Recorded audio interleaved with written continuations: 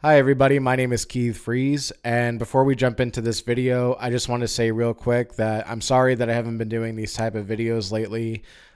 Even when I've been doing my game previews, I haven't been adding any dialogue. The main reason for that is because over the last couple weeks, I have been writing for the Hockey News covering the LA Kings. Shout out to the team over at the Hockey News LAK. So Connor, Caro, Anthony, shout out to you guys. But I basically wanted to hit the ground running with that and have been putting a lot of time and focus in doing that. So I apologize again for not doing these videos. Going forward, I'm going to have a more equal balance of doing these while also writing. But anyway, be sure to go over to the Hockey News LA Kings page and check out not just my writings, but Connor, Caro, and Anthony's pieces. We would all really appreciate it. But let's now get into the subject of this video here.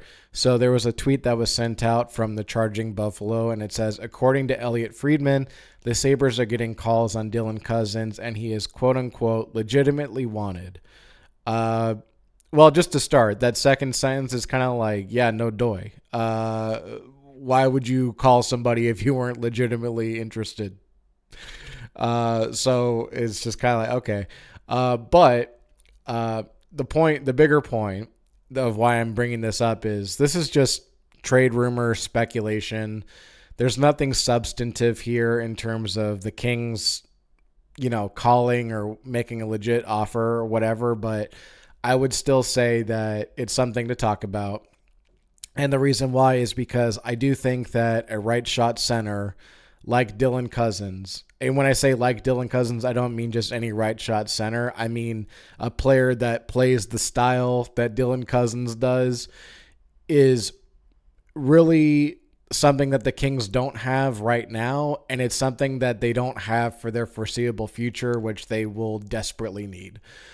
So what made the Kings so successful in their cup run and even in the years after that was that they had Anze Kopitar and Jeff Carter down the middle, and it was a lefty-righty 1-2 punch. Right now, the Kings don't have a right shot centerman other than Trevor Lewis. And you can make the argument, Akil Thomas, whatever. But my whole point is that we don't have that 1-2 punch in the top six lefty-righty. And we don't have it for the future either. Now, before anybody jumps in and says, well, we had it with Gabe Vilardi, it's funny because, in this tweet in the background, you can see Alex Tuck. I never saw Gabe Vilardi as a centerman. I always kind of saw him as an Alex Tuck kind of guy, a guy that was probably more of a right shot, right winger that plays in the middle six.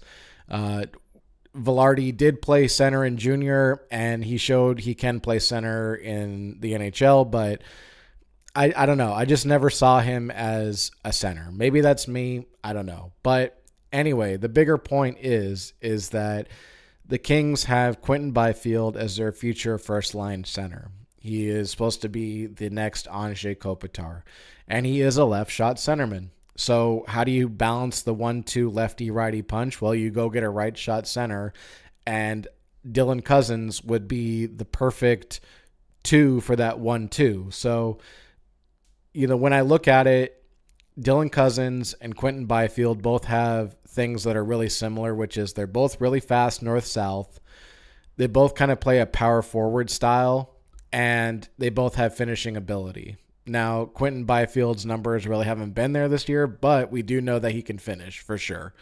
So, and I would say about Dylan Cozens, I don't think that he's quite ever hit his ceiling in terms of what he can really be. But if he hits that, especially when he gets into his prime, we're talking about two guys that would be not only game changers for the Kings, but would be those kind of guys that could attract free agents to go, yeah, I want to play with him.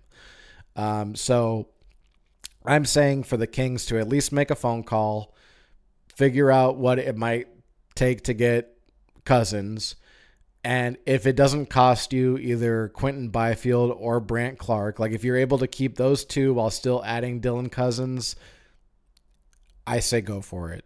That's my opinion. I mean, most times with a trade like this, it's going to cost you a first round pick, a prospect, and a player. So let's say they give up the 2025 first round pick. It's probably not that much of a bad hit to take, considering that the Kings are probably going to make the playoffs or at least finish close to it. So, you're maybe giving up the 16th to 32nd overall pick. It's not, a huge hit in terms of you're not drafting 5th overall or something. But the point is that maybe you give that up with Liam Greentree. Sorry, Liam, not to, lump you into this, but the point is that you're going to have to give up a top prospect, and Liam Greentree's right at the top of that list. And you're going to have to give up a player. So somebody that's on the active roster that would be a contributor to Buffalo in the short term and maybe in the next couple years. So that would be the initial starting point for a trade. And then there might be additional things that get tacked onto that. You never know. But if a base trade is the 2025 first round pick, Liam Greentree, and a roster player, I say entertain it. Why not? Why not at least see what they're offering? And if what they want in return is not Alex Laferriere or Alex Turcotte, I can't think of a better younger nucleus to build around than having Quentin Byfield and Alex Laferriere on the top line, Alex Turcotte and Dylan Cozens on the second line, and then having Brandt Clarke and Mikey Anderson on defense. If you could have those 6 guys, it doesn't matter who you add in the future. Those 6 guys are young, and they're good enough to be built around, and players will want to come here to play with them. So I would say so long as you're not breaking up the bigger pieces, I would say for me personally, Quentin Byfield, Brandt Clarke, and Mikey Anderson are off the table. Those are the 3 guys I would never get rid of. I think you need those guys going forward and whatever. But if you're able to keep all 3 plus keep, Turcotte and Laferriere, or at least maybe one or the other, while adding Dylan Cozens, you've got something to work with. Anyway, just a shorter video today. We'll see where this leads to. Probably nothing. But anyway, thank you for tuning into this video. My name is Keith Freeze. Have a great one, everybody, and go Kings go.